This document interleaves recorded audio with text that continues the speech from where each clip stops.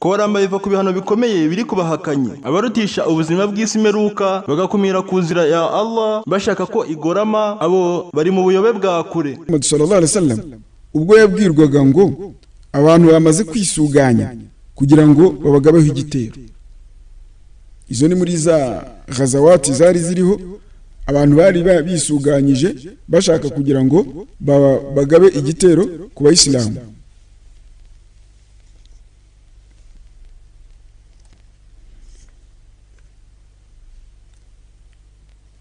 Qur'an riragira iti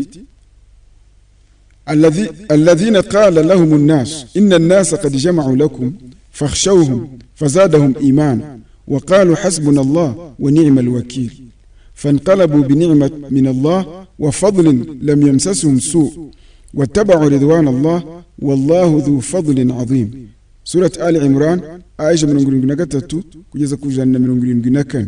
Iri jambo niryo twari turiho iryavuzwe na Ibrahim ajugunywe muri wa muriro. Intumwa y'Imana Muhammad sallallahu alaihi wasallam nawe mu gihe cye yaje kurikoresha ubwo bari bamaze kumubwira ko abanzi bamaze kwisuganya bashaka kuwagabaho igitero. Intumwa y'Imana nayo isubiza muri aya magambo. Iri jambo Ibrahim yavuze intumwa y'Imana Muhammad nawe yaje kurisubiramo mu gihe yaramaze guhabwa amakuru y'igitero kigiye kumutera. Alladhina qala lahum an-nas, ngo abandi abantu baje bakababwira ngo inna an-nasa qad jama'u lakum, ngo abantu bamaze kubisuganyirizaho fakhshawhum muratinyi fazadahum iman, aho kugira ngo batinye bagira ubwoba ahubwo abasahaba n'intumwa yabo Muhammad bibongerera imani na istiqam na thabat. Waqalu hasbuna Allah, none baravuga bose bati Allah nyagasani araduhagije, wa ni'mal wakeel, kandi nagakiza kuba urinzwe na nyagasani subhanahu wa ta'ala. Fanqalabu bi ni'mati min Allah wa fadlin lam yamsasum su, nukuvuga ngo kubera inema za nyagasani n'imigisha nuvuga ngo nta n'ikibi bigeze, ntacyo bigeze baba, ntabwo bigeze babakura. Wataba'u ridwan Allah wallahu dhu fadlin azim. Bamwe rero mu basalafu bavuga ko malaika Jibril yahagaze mu kirere ubwo Ibrahim yari ari mu muriro. Byumvikane ko ntabwo arimo gushya, Imana yamaze gutegeka umuriro. Abaza Ibrahim ngo hari icyo wifuza? Ibrahim aramusubiza ngo niba ari kuri wowe ntacyo nifuza, niba icyo umbaza kwifuza niba ari wowe nkifuzaho ntacyo nifuza. Jibril aramubwira ati ngaho gira icyo usaba Imana nyagasani subhanahu wa ta'ala. Ibrahim ati birampagije kuba Allah subhanahu wa ta'ala azi ukomerewe ukunguku. Iyo ni imani, iyo ni istiqam.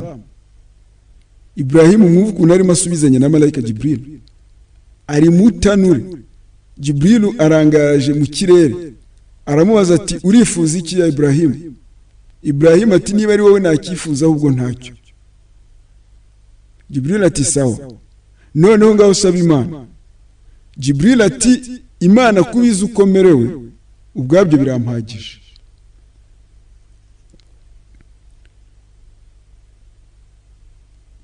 Imana yahise itegeka umuriro guhinduka imbeho y'amahoro kuri Ibrahim wenyine, undi wese ari kuhegera yari gushya. Yaravuze ngo faqala ta'ala ya nar yewe muriro kuni bardan wa salaman ala Ibrahim, mbera imbeho y'amahoro kuri Ibrahim. Nuvuga ngo yari yibere mu mahumbezi, abandi bazi ngo byacitse barahirengereye bategereje kuza kureba ivu rya Ibrahim. Ibyo abamenyi bavuga ko cyagiye Ibrahim yari yajugunywe mu muriro. Abamenyi bahavuga ibintu bigiye bitandukanye, abamenyi batandukanye. Uwitwa Ka'b al-Akhbar avuga ko umuriro nta kindi watwitse usibye imigozi yari iboshye Ibrahim. Naho Ad-Dahhak avuga ko Jibril alayhi salam yari hafi ya Ibrahim ari hamuhanagura icyuya mu maso, icyunzwe akimuhanagura. Asadiyu nawe akavuga ko Ibrahim yari kumwe na malaika ushinzwe ibicucucu aho biri hose. Ibrahimu akaba yari yibereye mu busitani bw'icyatsi kibisi. Abantu bamureba bakamubona mu muriro badashobora kwegera aho ari, nawe adashobora gusohoka ngo basange, yibereye mu busitani bw'icyatsi kibisi. Abu Hurairah radhiyallahu anhu avuga ko ijambo ryiza se wa Ibrahimu yavuze, hamwe nuko yari umubangikanyamana, impuhwe za kibyeyi zageze aho ziraza, yaramwegera aramubwira ngo ni'ma rabb wa rabbuka ya Ibrahim. Yaramubwiye ati agakiza k'Imana yawe yewe Ibrahim. Yashatse kuvuga iki? Yashatse kuvuga ko ya Mana Ibrahim yiringira iri bumutabare, hamwe no kuba yari mushriki, yari umubangikanyamana, ariko yagezaho impuhwe za kibyeyi, yibuka ko Ibrahim ibyo aribyo byose ari mukuri, aramubwira ati ni'ma rabbuka ya Ibrahim, inema za nyagasani wawe we Ibrahim. Ruvuga ngo Imana yawe ishoboye kukurinda, iragukiza. Naho Ibn Asakir na Ikrima bavuga ko nyina wa Ibrahim yitegereje uko umwana we amerewe, aramuhamagara aramubwira ngo ya Ibrahim, nsabira ku Mana yawe mbashe kukugeraho. Ibrahim aramwemerera, maze umubyeyi araza aramwegera, aramuhobera, aramugundira cyane, aramurekura, aramwihanganisha, nta n'agashirira kigeze kamukoraho wa mubyeyi. Manhal bin Amri yavuze ko Ibrahim alayhi salam yamaze hagati y'iminsi 40 na 50 muri wa muriro. Ibrahim amaze gusohokamo yavuze ko nta bihe byigeze bimubera byiza nk'igihe yari yibereye muri wa muriro, ku buryo yifuje ko yakomeza ubuzima bwe nk'ubwo yari afite ari mu muriro. Allah subhanahu wa ta'ala yarategetse biraba, ni kun fayakun. Yategetse umuriro uhinduka imbeho y'amahoro. Ibrahim yibera muri jardin, abandi bari aho bakanuye amaso bazi ngo arimo arashya. Umusharik avuga ko intumwa y'Imana sallallahu alaihi wasallam yategetse kwica Wazagh, sinzi niba ari icyugu cyangwa niba ari kagasimba abana bita Marie Jose, kubera ko kakomeje guhutera umuriro kuri Ibrahim kugira ngo wake ashye, mu gihe utundi dukoko twose twari twikusanyirije ahantu tukajya duhuha akuka katwo aho turi ngo turebe ko twawuzimya Ibrahim akarokoka. Ariko Wazagh, icyugu cyangwa se Marie Jose, ikajyayo ihuha ngo umuriro wake cyane, utundi turi mu muganda wo tuzimya inshishi, miswa, byose bishakisha ikintu cyose cyatuma umuriro uzima. Undi mugore nawe rimwe yinjiye mu rugo kwa Aisha radhiyallahu anha, abona icumu rishinze mu guni ry'inzu, abaza Aisha icyo rikora. Aisha aramubwira ati niryo kwica Wazagh, niryo kwica icyugu, kubera amutekerereza nyine mu mateka yacyo ko cyari kiriho gishakisha ukuntu cyahuha umuriro ugakomeza kwaka Ibrahim ngo gashya gakongoka. Hanyuma ikiganiro mpaka cyahuje Ibrahim n'umwami Namrud. Imana nyagasani iragira iti muri suratul Baqara aya 258, alam tara ila alladhi haja Ibrahim fi rabbih an ataahu Allahu al-mulk idh qala Ibrahim rabbi alladhi yuhyi wa yumit qala ana uhyi wa umit qala Ibrahim fa inna Allah ya'ti bish-shamsi min al-mashriq fa'ati biha min al-maghrib fabuhita alladhi kafara wallahu la yahdi al-qawma adh-dhalimin. Imana iragira iti alam tara ila alladhi haja Ibrahim fi rabbih, wa waramenye uwagishije impaka Ibrahim kuri nyagasani we, wa wundi wateruye ikiganiro mpaka na Ibrahim kuri nyagasani we, an ataahu Allahu al-mulk, Imana yari yaramuhaye ubwami, ubuyobozi. idh qala Ibrahim, ubwo Ibrahim yamubwiraga ngo rabbi alladhi yuhyi wa yumit, Imana yanjye jewe nsenga nemera ni ya Mana itanga ubuzima n'urupfu. qala ana uhyi wa umit. Namrud nawe aravuga ati nanjye ndica ngakiza. Qala Ibrahim aramubwira ati fa inna Allah yati bishamsi min al-mashriq. Imana ivana izuba iburasirazuba rikarengera iburengerazuba. Fa ati biha min al-maghrib. Ngaho we riturutse iburengerazuba rirengera iburasirazuba binyurana. Fabuhita alladhi kafara, umuhakanya aratsinze. Wallahu la yahdi al-qawma adh-dhalimin. Allah ntashobora kuyobora inkozi z'ibibi. Namrud hari yavuze ngo nawe arica agakiza, yatumyeho abantu babiri imbere ya Ibrahim. Afata umwe ategeka ko bamwica, umuntu baramurangiza, arangije abwira undi ngo ngaho ugendere. Ibrahim ati ni nk'ibyo. Namrud ati sasa uwo mwami uvugwa muri aya ni Namrud mwene Kanani mwene Kosh mwene Sami mwene Nuhu alayhi salam. Uyu mwami Namrud ni umwe mu bami bane bakomeye cyane ku isi. Babiri barabemera Imana, abandi babiri barabahakanye. Babiri barabemera Imana yari Nabi Sulaiman na Dhulqarnain. Nibo bami babiri bakomeye cyane kandi bari kuri tawhid. Abami babiri bakomeye cyane ku isi ari abahakanyi ni Namrud wayoboraga kiriya gice cyo muri Iraq nyine, na Bertansir wari muri za Palestine za Yemen afan. Igihe kimwe Namrud yari afite gahunda yo gutanga ibyo kurya ku baturage be.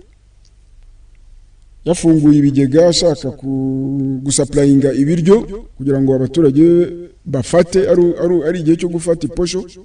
Noneho na Ibrahim arikora ajyayo, kandi amaze igihe aterana amagambo na Namrud, ariho amukoraho da'wa, ariho amubwira ko ari muri shirki, ariho amugana kuri tawhidi. Ibrahim nawe ajyayo, ajya gufata igunira, agenda nk'umuturage wo mu karere nawe ugiye gufata iposho. Agezeyo Namrud arabimwima, asubira mu rugo amaramasa. Ibrahim alayhi salam yaratashye nta kundi yabigenza. Ageze hafi y'urugo afata rya gunira rye aryuzuzamo umucanga, ashyira ku bitugu kugira ngo gusa bipfe kugaragarira Sara, kuko niwe yari afite ko hari ikintu cy'umuzigo aje yitwaje. None Ibrahim kubera n'inzara, kubera n'umunaniro, ageze iyo aragenda arirambika, ariryamira, arisinzirira. Umugore we Sara araza afunguye wa muzigo, asangamo ibyo kurya byo mu bwoko bwose bwiza bushoboka. Ibrahim yishyiriyemo umucanga, niwe yayoye hasi. Allah subhanahu wa ta'ala ategeka kuzuramo ibyo kurya by'amoko yose meza n'imbuto n'imboga bishoboka. Umugore we Sara yumva ko ari isehebu Ibrahim yazanye ari haho umugabo yatahanye. Aratangira arashoboka atunganya ibyo kurya kugira ngo Ibrahim akangukira afungure. Ibrahim akangutse yamuhaye ibyo kurya byiza. None Ibrahim aramubaza ati ibise kandi bivanye? Sara ati byavuye kuwo waturutseho. Magambo ya hikma. Umusaza ufite hikma n'umukecuru ufite hikma bibanira mu rugo babagambukira Imana. Ibi ngibi wabikuye he? Umukecuru ati byavuye kuwo waturutseho. Sara ntazi ibya Ibrahim uko yabigenje. None Ibrahim nk'intumwa y'Imana, nk'umuntu wakira wahi, nk'umuntu usobanukiwe, yahise amenya ko ari igisubizo Allah yamushubije, amuhoza agahinda Namrud yamuteye mu bandi baturage amuvanguye, arabimwima. Zaid ibn Aslam aragira ati Imana yohereje umwami Namrud malayika. Imana yohereje malayika aza mu shusho y'umuntu, aza gukora da'wa kwa Namrud kubera ko Ibrahim yari amaze kunanirwa. Amuhamagarira kuyoboka no kugandukira Imana. Undi arabyanga, arongera ku nshuro ya kabiri aragaruka amuha da'wa, Namrud arabyanga. Ku nshuro ya gatatu malayika aragaruka amuha da'wa, Namrud arabyanga. None malayika aramubwira ati sasa wowe ntabwo ushaka kumva. Tegura ingabo zawe nanjye ntegura izanjye maze tuzabonana, kuko ndabona aricyo gisigaye nta kindi. Namurudi ati sawa, genda tayari. Namurudi yahamagara ingabo ze, ararunda ingabo nyinshi, ibikoresho byinshi. Kumbe ntazi ko ari malayika agiye kumudhalilisha, mwoherereze ingabo zimusebye gusa. Namurudi kubera umutwe ukomeye yateguye ingabo ze, maze Allah subhanahu wa ta'ala yohereza isazi nyinshi zuzura ikirere ku buryo bitari byoroshye no kureba izuba ko ryarashe kubera ubwinshi bw'isazi. Isazi ziraza zirara mu basirikare ba Namurudi, zirabarya, zibarya inyama, zibanywa amaraso, zibasigara amagufa yanamye aho ngaho ku gasozi. Isazi se wayirashisha iki? Allah yashaka kudhalilisha abantu, abaterereza akantu ka aibu kakakudhalilisha. Namurudi uyu nguyu ingabo ze yarunze ingabo ngo zigiye kurwana na malayika, kumbe ntazi ko ari Allah subhanahu wa ta'ala wohereje malayika. Allah yohereza isazi ziraza zirabarya kweli, zirabarya inyama, zirabanywa amaraso, zirabumutsa, basigara ari amagufa ahagaze. Isazi imwe igira itya icunga Namurudi, yinaga mu zuru rye, imyinaga mu zuru, irinjira, ananirwa no kuyigarura, irinjira agenda iratura. Namurudi arateseka kugira ngo abone agahenge n'amahwemo kayasazi yamwinjiye ikamujya mu mutwe. Bafataga ibibaho bagahondagura mu mutwe, bahondagura mu mutwe ikareka kuduhera mu gihanga. Iratuje, ariko ituje arimo kurya ibibaho byo mu mutwe. Adhabu yindi akiri ku isi. Namurudi abana n'isazi gutyo, abana nayo imyaka myinshi cyane, kugeza ubwo Allah subhanahu wa ta'ala yashatse kumurimbura. Namurudi yaje kwicwa n'iyo sazi nyuma y'igihe kirekire, ariyo adhabu yibereyemo, ubwo na jahannam iramutegereje. Iyi nkuru ya Ibrahimu na Namurudi ni imbere ya Ibrahimu n'abasengaga inyenyeri 7 muri Sham. Noneho turebe Ibrahimu yimukira Sham, avuye Ibabel muri Iraq, agiye kwimukira Sham. Ubundi Sham kuri carte byari ibihugu by'uyu munsi byitirirwa Sham, ni Syria yose, na Ordon cyangwa se Jordani, na Lebanon igice kimwe, n'igice cya Palestine kirimo Yerusalemu, n'igice kimwe cyo muri Iraq. Bene ibyo bice nibyo byitwaga Sham ku mateka ya kera. قال تعالى نجسنا رجلتي فآمن له لوط وقال إني مهاجر إلى ربي إنه هو العزيز الحكيم ووهبنا له إسحاق ويعقوب وجعلنا في ذريته النبوة والكتاب وآتيناه أجره في الدنيا وإنه في الآخرة لمن الصالحين. سورة العنكبوت آية مكم جانا قتندت مكم جانا كارينغي إرافوغ ومونغو فآمن له لوط. إبراهيم لوط ياجي كويمر إبراهيم أمغمرنغي نمغ إيمان وقال إني مهاجر إلى ربي. نونا إبراهيم رفض تجيوان دي متسين دجي ينهركي مانا نغساني وانجي إنه هو العزيز الحكيم ووهبنا له إسحاق إيمان رجل تكواجه كمها أمغانا إسحاق ويعقوب. إسحاق نوبجر يعقوب أهاني نيوماريكو يفوك رجا إسماعيل وجعلنا في ذريته النبوة هانيما ngo mu rubyaro rwa Ibrahim twashizemo ubutumwa kuko twabivuze dutangira ikiganiro. Intumwa zabayeho nyuma ya Ibrahim ziri mu buzukuru be. Wal kitab n'ibitabo, biriya bitabo byose byavuye mu ijuru byakiriye abantu bari mu muryango wa Ibrahim, yaba Musa wakiriye Taurat, yaba Dawudi wakiriye Zabur, yaba Isa wakiriye Injil, na Muhammad wakiriye Qur'ani. Abo bari mu buzukuru bo kwa Ibrahim, bagenda batandukana kuri banyi.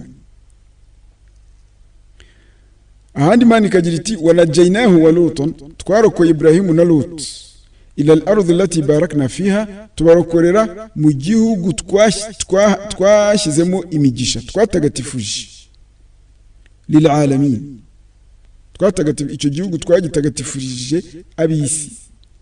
Wa wahabna lahu ishaq, tuza kumuha kubyara ishaq na yakobo ariko akaba ari umwuzukuru.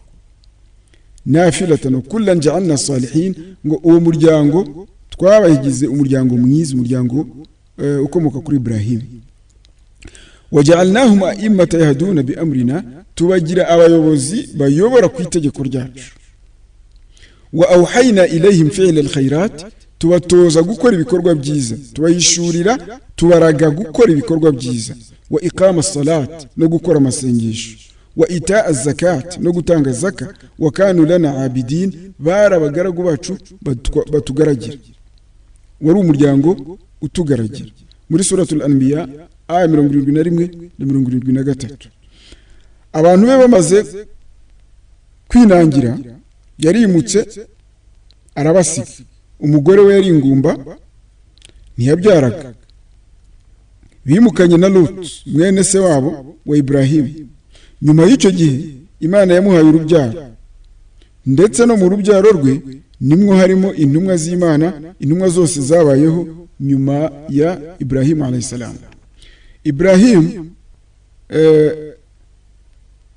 ibyo byose byari isezerano Imana yari yaramuhaye, nkuko twabibonye muri aya twatangiriyeho, wa idhibitala Ibrahim rabbu bikalimati faatamahunna qala inni ja'iluka linnas qala wa min dhurriyyati qala la yanalu ahdi adh-dhalimin. Nkuko byavuzwe na Ibrahim yimukiye mu gihugu cya Sham aturutse i Babeli, nyuma yuko arokotse wa muriro na nyuma yuko agiranye ikiganiro mpaka na Namurudi umwami w'Ibabeli. Ibrahim alayhi salam nanone yaje kwimukira mu gihugu cya Misiri, nkuko bivugwa na ahlul kitab. Nuko Ibrahim alayhi salam amaze kugera Sham, Imana yamuhishuriye ngo jewe naraze iki gihugu abazagukomokaho bari inyuma yawe.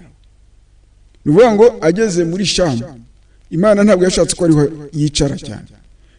Imana yamubwiye ati iki gihugu nakiraze abazagukomokaho bakuri inyuma wowe. Ibrahim ahita ahubaka ibagiro ry'ibitambo mu rwego rwo gushimira Imana subhanahu wa ta'ala. Kubw'inema zayo yerekeza Quba yaryo y'iryo bagiro iburasirazuba bwa Baitul Maqdis. Quba ni cya kintu kiba cyubatse hejuru y'imisigiti, gisa nk'igipfundikiye umusigiti, cyane cyane imisigiti imennye beto hejuru. Urugero nk'umusigiti wahariya kwa Gaddafi, Centre Islamique, umusigiti wa Onatracom, za Kababu ziriho zitandukanye, umusigiti wo mu mujyi nawo ugira Quba. Ni imisigiti yose imennye beto hejuru, ibifite Quba hejuru. Ni cya kindi, icyo nicyo cyitwa Quba. Mu Kinyarwanda sinzi uko nakita, mu Cyarabu bakita Quba, byaba byinshi bikitwa Kabab. Ubwo rero Quba yerekeje iburasirazuba bwa Baitul Maqdis. Aho ngaho Baitul Maqdis Ibrahim alayhi salam yarahasonzeye, arahababarira, ntabwo yigeze ahamerera neza. Ubwo yaje kwerekeza iya Misiri we n'umugore we Sara. Intasi z'umwami wa Misiri zimushyira amakuru yuko mu gihugu cye hahungiye umuntu ufite umugore mwiza w'igitangaza. Sara ari umugore mwiza cyane. Bivugwa ko Sara yari afite ubwiza bwa Hawa umugore wa Adamu alayhi salam, nyirakuru w'abantu. Baramubwira bati nta wundi baberanye uretse umwami. Intasi niko zagiye zimubwira. Umwami nawe yishyiraho ati mumunyoherereze. Ubwo Ibrahim alayhi salam akaba yari yarabwiye umugore we ngo ajya avuga ko ari mushiki we, kwari kugira ngo batabanza bakamwirenza kugira ngo babashe kwigarurira Sara. None Ibrahim aravuga ati wenda nimvuga ko ari mushiki wanjye, niyo banamutwara bazamutwara, wenda banankwire. Ko byari ibihe bya zulma, nta kundi ari kubigenza. Imana niyo yari yaramuhaye ubwo ubwiza bumubera fitna, ariko Allah yaje kumurinda. Turaza kubibona. Umumenyi Abu Zanad yaravuze ngo Ibrahimu alayhi salam ntiyigeze abeshya mu buzima bwe uretse ibinyoma bitatu. Ikinyoma cya mbere naho bashatse kumujyana mu munsi mukuru wo kwizihiza ibigirwamana akiri akana, akavuga ngo genda arwaye, asigara yiryamiye adashaka kujya gushuhudiya ilayidi y'ibigirwamana. Iki gihe yari umwana muto. Ikindi kinyoma cya kabiri Ibrahimu yakoresheje naho yabajijwe uwamenaguye ibigirwamana byabo, akavuga ngo ashobora kuba ari uriya mukuru kubera ko ubanza atishimira ko mu musengana na buriya butoya, afata ishoka arayimwambika. Iki gihe yari umusore w'ingimbi. Ikinyoma cya gatatu naho yavuze ngo Sara ni mushiki we. Iki gihe Ibrahimu yari umugabo w'igikwerere. Ibi nibyo binyoma Ibrahimu yakoresheje mu buzima bwe byanyereye ku rurimi rwe. Twebwe ibi ngibi uwaba bikora mu isaha yaba agerageza. Isaha imwe gusa umuntu ashobora kuba abeshya ibirenze ibi ngibi. Ibrahimu ni mu buzima bwe bwose, kandi ubuzima bwe bwabaye burebure, yamaze imyaka irenga 170. Bamaze kwinjira mu Misiri rero, umwami yategetse ko bamwoherereza Sara. Ibrahimu aramwohereza, amwibutsa kuvuga nk'uko yamubwiye. Sara agejejwe kwa mwami, umwami yaramurebye areraguzwa, ahaguruka ku ntebe ashaka kumusumira. Sara aramwitaza, afata amazi aratawaza, arangije abwira Imana ngo mviduwa y'abemeramana. Abwira Imana aravuga ngo Allahumma in kunta ta'lam anni amantu bika wa birasulik wa ahsantu farji illa ala zawji fala tusallit alayya al-kafir. Yaravuze ngo Nyagasani Imana, niba uzi neza ko ari wowe nemeye, nkemera n'intumwa yawe Ibrahimu, nkarinda ubwambure bwanjye uretse umugabo wanjye, urandinde kugwa mu mutego w'umuhakanyi. Iyo niyo dua Sara yasabiye uyu Jabari wo mu Misiri ubwo yasukumaga kumufata. Asomye iyi dua, umugabo yabaye nkaho amuteye ikintu, umugabo atangira gutengurwa, akajya atengurwa ahantu ari, agatengurwa mu maguru akihonda hasi. Yashaka guhatiriza ngo arebe agerageze ko byakunda, ahaguruka musumire. Sara kongera agashyiramo akavuga ati Allahumma in kunta ta'lamu anni amantu bika, Nyagasani Imana niba uzi ko ari wowe nemeye, wa birasulik, nkemera n'intumwa yawe, wa ahsantu farji, nkarinda umubiri wanjye, illa ala zawji, usibye ku mugabo wanjye, fala tusallitu alayya al-kafir, ntuntegeze kafir. Iyi ni dua nziza Abayisilamu kazi abakobwa abagore bakwiye kujya bakayikoresheje. Umuntu ushaka kumwiyamuka yimuteze idua Sara yateje umwami wo mu Misiri, umuntu yagira waba umuteye bombe aho kugira ngo ujye hariya uterane nawe amagambo. Sara yasomye idua rero, umugabo biramunanira ava kwizima. Byageze naho Sara agira ubwoba, yibaza ati aramutse apfuye bavuga ko ari gihe bamwishe. Umwami wa Misiri yageze aho ava kwizima, ahamagara ingabo ze arazibwira ngo mwebwe mwanyoherereje shayitani, nimujyane musubize iyo mwamukuye, musubize kwa Ibrahimu, muntu ndoga mwebwe niwe mwanyoherereje. Yategetse ko bamuha umwe mu bajakazi biwe, baragenda bazana Hajara ngo bajyane ajye kumufasha, kuko umwami ko ari kose kubera kwigirira icyizere, nubwo wahava ntabwo upfa kuhava imbokoboko. Yohereje n'amatungo n'icyo byoherereza Ibrahimu n'umujakazi wo gufasha uwo mubyeyi kugira ngo ajye amufasha, hamwe n'uko ibyo yamushatseho byamunaniye.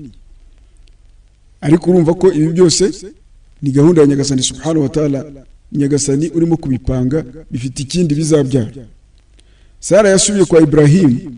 Ibrahimu aramubwira ati wabonye ukuntu Imana iburizamo imigambi y'ababisha.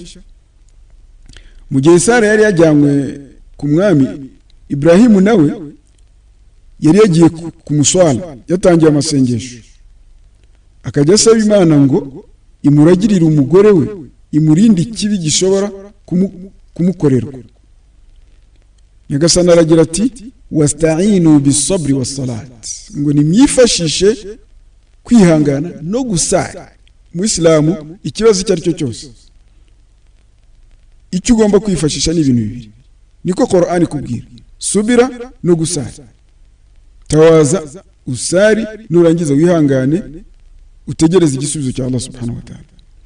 Imana nyagasani mu bushobozi bwayo n'urukundo yakundaga umugaragu wayo Ibrahim, yatamuruye igihu kuri Ibrahim, akomeza kureba Sara kuva yajyanwa ku mwami kugeza agarutse kugira ngo abashe gutuza mu mutima. Nuvuga ngo biriya Sara, iriya mawqifu Sara yagize imbere y'umwami, aho Ibrahim yari yibereye mu rugo, Allah subhanahu wa ta'ala yarabimwereka nk'uri kureba video, akabireba areba uburyo Sara yihagazeho imbere y'umwami n'uburyo umwami amwawe amaze gushwarwa, amwoherereza umujakazi n'amatungo. Ibyo Ibrahim yarabikurikiranaga kugira ngo abashe kugira tumanina mu mutima we. Aba ni intumwa z'Imana, Imana yari ifite ukibarinda, aho kugira ngo wenda umugore aze ajye hariya murahirira ati rwose nta cyabaye n'ibiki. Allah yarabimwiyerekeraga, Ibrahim arabikurikira aho yibereye atuje. Intumwa Muhammad sallallahu alaihi wasallam, ubwo Aisha radhiyallahu anha abanafiki bamubeshyeraga icyaha cy'ubusambanyi, Muhammad sallallahu alaihi wasallam yarakaye nk'umuntu, Aisha yababaye yahukanye. Intumwa y'Imana yabuze icyo ikora, Abubakar sebuko yabuze icyo akora. Allah yohereje Jibril alayhi salam aza kweza Aisha, aya ziramanuka umusubiro muri Qur'an ziza zimweza muri surati Nur, zinavuma babandi bakwije impuha y'ikinyoma.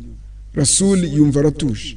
Uko niko Allah subhanahu wa ta'ala yerekaga intumwa ze abakunzi be ibibazo uko bimeze. Ibyo rero byari uko Ibrahim yakundaga cyane Sara, kubera ukuntu yarahagaze mu idini, akamukundira nanone isano bafitanye, yari mwene se wabo, akongera akamukundira n'ubwiza yari afite kuko Sara yari mwiza cyane. Bivugwa ko Sara nyine yari afite ubwiza bwa Hawa mu gihe cye. Nyuma y'ibyo Ibrahim yagarutse Baitul Maqdis, atura mu karere ka Tayamun, afite amatungo, afite n'abagaragu, harimo n'umujakazi ariwe Hajar, wari nk'umujakazi mu rugo. Ubwo Ibrahim alayhi salam yohereje Lut mu karere ka Gor Zagar, ajyayo n'amatungo ye, aragenda atura i Sodoma, ukaba wari umujyi wa kera wo muri Palestine ku nkombe y'uruzi rwa Bahr Maut. Hakaba ariho qaumu Lut yabarizwaga. Uwo mujyi waje kurimburwa n'umuriro kubera ibyaha byari bihiganje, abaho bari inkozi z'ibibi. Ibi biri muri kisa ya Lut. Kera kabaye bamwe mu byigomeke byaho baje gusagarira Lut, bamutwara umutungo, bamugira imbohe, badukira amatungo ye bakajya bayakama uko bishakiye. Bari banamufashe amateko. Inkuru yaje kugera kuri Ibrahim alayhi salam, abagabaho igitero cy'abarwanyi 318, babohora Lut alayhi salam, bagaruza n'imitungo ye. Bashoboye kwicamo abenshi muri bya byigomeke, barabatsinda, barabanyaga, baragenda bagera mu majyaruguru ya Damascus, bahashyira inkambi y'amacumbi ahitwa Burza. Hanyuma yaje guhindukira asubira mu gihugu cye. Abami ba Baitul Maqdis baje kumusanganira n'impundu n'icyubahiro cyinshi kubera iyo ntsinzi. Ibrahim aricara aratuza mu gihugu cye. Mu kiganiro cya kabiri, igice cya kabiri cy'amateka ya Ibrahim, harimo ivuka rya Ismail. Ibrahim yimukana na Ismail na nyina Hajar mu misozi ya Parani ariho Makka. Ismail atangwaho igitambo. Ingendo za Ibrahim zo gusura Ismail, kubaka ingoro ntagatifu ya Al-Kaaba, ivuka rya Ishaq, ibimenyetso bya nyuma ku buzima bwa Ibrahim, abana bose ba Ibrahim alayhi salam. Ibrahim alayhi salam nyuma y'igihe kirekire atabyara, yasabye Imana urubyaro kandi rwiza. imana yaje kumutangariza yuko azabona urubyaro. Bamaze imyaka 20 Baitul Maqdis, Sara yabwiye umugabo we ngo imana yanziririje kubyara, none ndabona ibyiza wabonana na Hajara umujakazi wanjye, hari ubwo imana yamumpera mu mwana nanjye nkajya mbona umwana nkina nawe.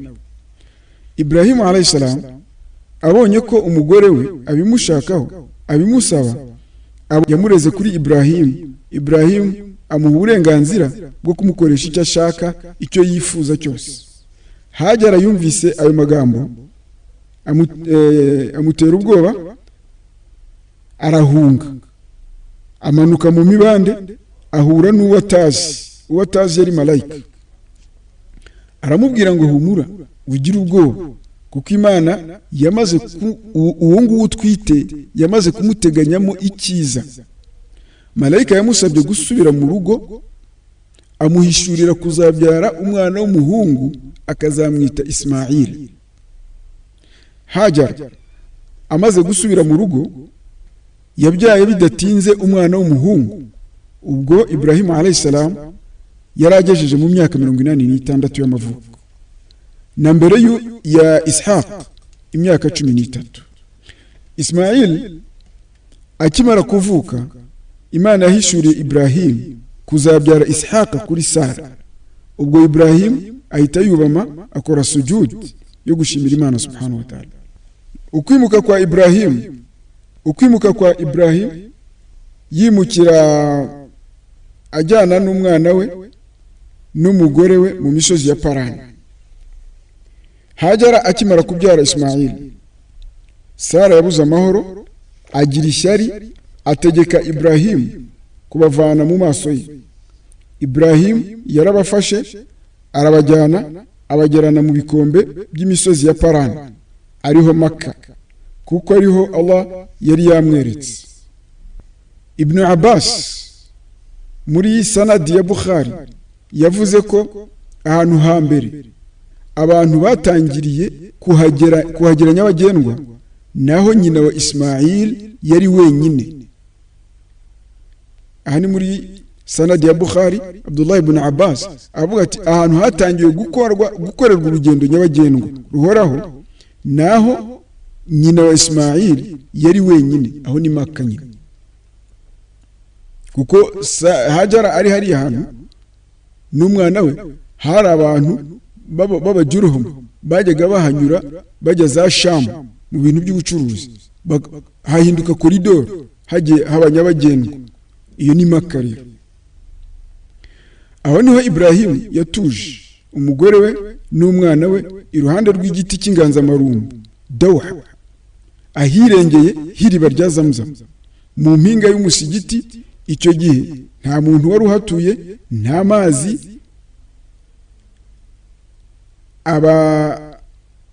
abasigaho, hanyuma abasigira uruhago rurimo amazi makeya n'itende. Ibrahim yabateye umugongo aragenda, maze Hajara aramukurikira aramubaza ati ya Ibrahim, none se ko udusize twenyine ukaba udusize ahantu hadatuwe nta n'ikintu na kimwe gihari? Hajara yakomeje kumubwira ayo magambo, Ibrahim akanga no guhindukira. Nyuma yaje kumubaza ngo ese Allah niwe wabigutegetse? Ibrahim ati naam. Noneho Hajara aratuza aravuga ngo ubwo ari Allah ntacyo tukibaye. Asubira yasanga uruhinja rwe. Ibrahim yakomeje urugendo, ageze nko muri 1/2 arahindukira areba Al-Kaaba, asaba muri aya magambo agira ati Rabbana inni askantu min dhurriyyati biwadi ghayri dhi zar'i 'inda baytika al-muharram Rabbana liyuqimu as-salata faj'al af'idatan min an-nas tahwi ilayhi. Ibrahim nyine arahindukiye, noneho areba ateganye nyine n'ahazuba kwa Al-Kaaba, avuga amagambo ati Nyagasani Imana, ntuje urubyaro rwanjye mu gikombe kidahingwa ku butaka bwawe butagatifu. Nyagasani Imana nta yindi mpamvu no kugira ngo hazakorerwa amasengesho, uzashyiremo abantu kuhagira nyabagendwa. Makka ni nyabagendwa. Ubu ni ubusabe bwa Ibrahim alayhi salam Qur'an iravuga ngo wa idh ja'alna albayta mathabata linnas wa amnan, ngubwiriya ngoro twayihaga kuba nyabagendwa cyangwa se ahantu hahoraho abantu. Iyo ni Maka burya abantu bahorayo kuva mu myaka ibihumbi n'ibihumbi, niho ahantu ku isi hagendwa n'abantu batajya barangira, hakorerwa urugendo rutarangira. Ibrahim yakomeje nyine ubusaba ati warzuquhu min athamarat, kandi uzabahe ibihingwa la'allahum yashkurun, hari ubwo bashimira Nyagasani. Wa hada, assalamu alaykum wa rahmatullahi wa barakatuh.